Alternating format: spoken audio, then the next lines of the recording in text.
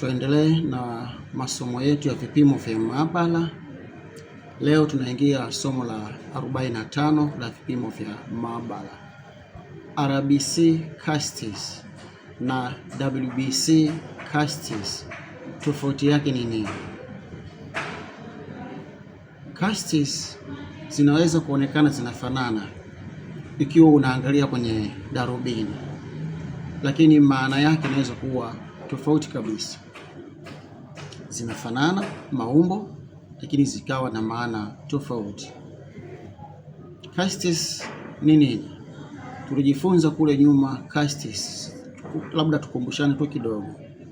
Castes ni maumbo madogo madogo yanayotengenezwa ndani ya mirija ya figo na yanaonekana kwa njia ya mkojo, kwenye mkojo. Na RBC castes ni nini? RBC castes ni chembe nyekundu za ndani za damu. Ni kasti yenye chembe nyekundu ndani ya damu. RBC kumbuka ni red blood cells.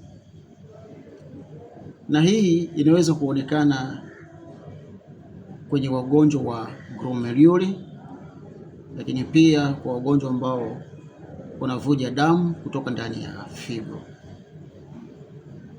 Na WBC ni nini?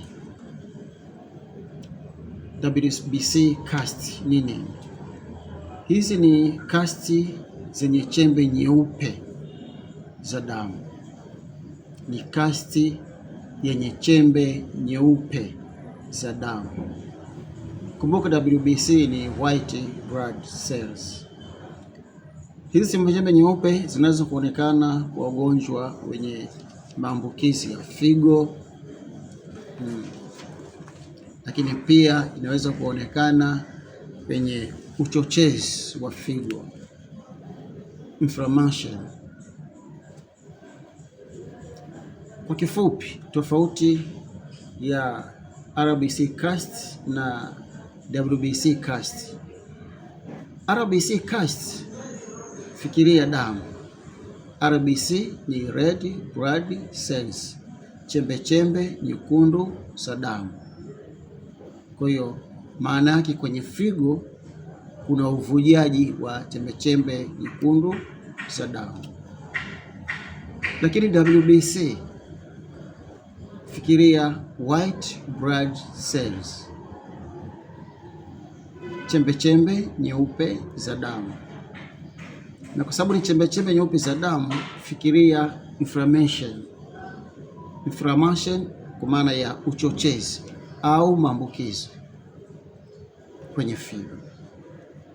Kwa hiyo aina hizi za cast zinaweza kusaidia kuelezea chanzo cha tatizo ndani ya figo na ikamsaidia daktari au mtaalamu wa afya kujua chanzo cha tatizo ndani ya figo kwa urahisi zaidi. Mungu awabariki sana.